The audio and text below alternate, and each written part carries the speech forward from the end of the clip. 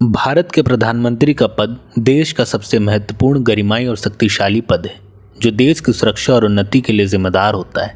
लेकिन सत्ता की चाह में जब कोई गैर जिम्मेदार व्यक्ति इस पद पर आकर बैठ जाए तो पूरे देश को इसके कितने गंभीर नतीजे भुगतने पड़ सकते हैं, आज हम इस वीडियो में देखेंगे। दोस्तों, ये कहानी है मोरारजी देसाई की, जो केवल 2 वर्षों के लिए भारत के प्रधानमंत्री रहे, लेकिन 2 सालों में उनकी नीतियों और फैसलों ने भारत की सुरक्षा को हमेशा के लिए खतरे में डाल दिया। दोस्तों, स्वागत है आपका अभय इन्फॉर्मेटिक्स में, और ये भारत के इतिहास की सबसे दुर्भाग्यपूर्ण इनसाइड स्टोरी है।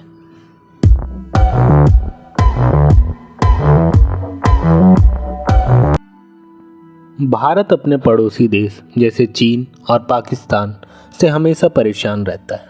भारत 1962 में चीन और 1965 में पाकिस्तान के खिलाफ युद्ध झेल चुका था, जिसके बाद आगे होने वाले किसी भी हमले की पूर्व जानकारी के लिए 1968 में रॉ यानी रिसर्च एंड एनालिसिस विंग का गठन हुआ, जिसका मकसद था भारत के खिलाफ विदेशी हमलावरों द्वारा किसी भी नापाक कोशिशों को नाकाम कर देना।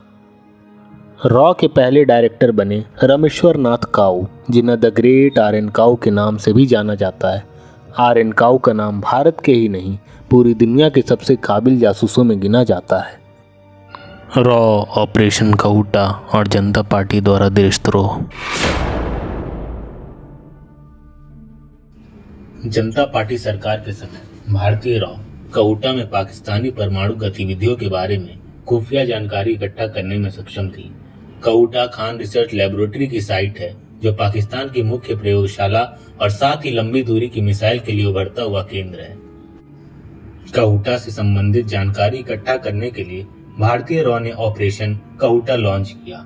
यह पाकिस्तान के अंदर विदेशों में रॉ के सबसे महत्वाकांक्षी और साहसी गुप्त ऑपरेशनों में से एक था।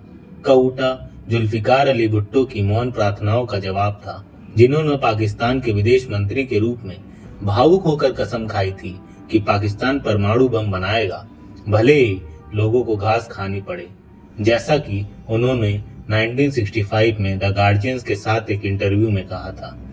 डॉक्टर एक्यू खान, जिन्हें अक्सर दुष्ट वैज्ञानिक कहा जाता है, के नेतृत्व में इस्लामिक बॉम्ब बनाया गया था। रॉ को वास्तव में इसका उत्तर एक नाई की दुकान के फर्श पर पड़ा हुआ मिला।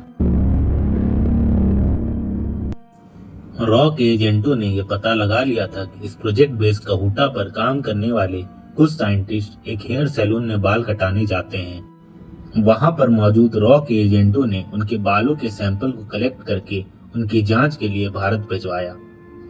सैंपल की जांच में बालों में यूरेनियम और न्यूक्लियर रेडिएशन पाया गया।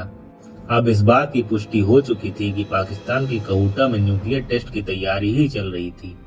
उस वक्त भारतीय रॉ एजेंसी के साथ इजराइल की खुफिया एजेंसी मोसाद भी पाकिस्तान के न्यूक्लियर प्रोग्राम को रोकने में रॉ की मदद कर रही थी।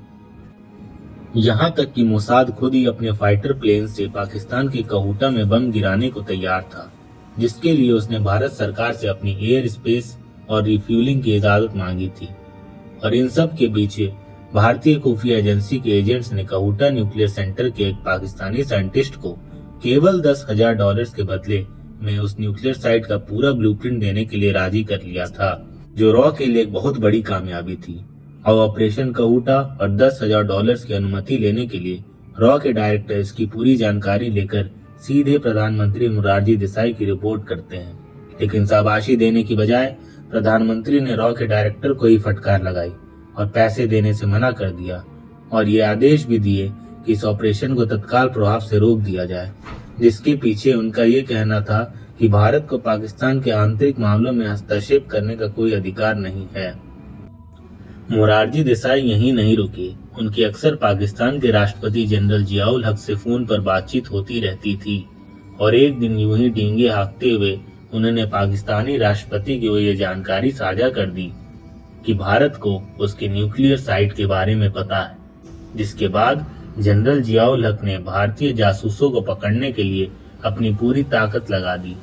आईएसआई ने मोरारजी देसाई द्वारा दी गई जानकारी से पूरे पाकिस्तान में रॉ के जासूसों को पकड़ने के लिए मिशन चलाया, और आईएसआई ने जासूसों को पकड़ने के बाद बेरहमी से मार दिया। इसी तरह कुछ एजेंट बचकर निकल गए। सालों की कड़ी मेहनत त्याग, खून और बलिदान से बने रॉ के पूरे नेटवर्क को प्रधानमंत्री के एक बेवकूफी ने तबाह कर दिया। इसे प्रधानमंत्री की गलती कहना भी गलत होगा। इसे प्रधानमंत्री का एक मूर्खतापूर्ण रवैया कहना ज्यादा सही होगा। आखिर इन सब के बाद पाकिस्तान ने परमाणु हथियार बना ही लिया और इसी के दम पर वो आए दिन भारत को परमाणु हमले की धमकियां देता रहता है, जिसके कारण हमें अपनी सुरक्षा में हर साल अरबों खरबों रुपए लगाने पड़ते हैं। दोस्तों, हम अब बस यही ध्यान रख सकते हैं कि भारत के प्रधानमंत्री पद पर फिर कोई ऐसा व्यक्ति ना बैठे जिससे हमारे देश की सुरक्षा और अखंडता को खतरा हो। दोस्तों, इस वीडियो को जितना हो सके लाइक कीजिए, शेयर कीजिए ताकि सभी लोग इस इनसाइड स्टोरी को जान पाएं। साथ ही बेल नोटिफिकेशन को ऑन कर दीजिए, जिससे अब है इन्फॉर्मेटिक्स की कोई भी वीडियो आपसे मिस ना हो। अपने कीमती समय और वीडियो को पूरा देखने के लिए मैं आपका शुक्रगुजार हूँ।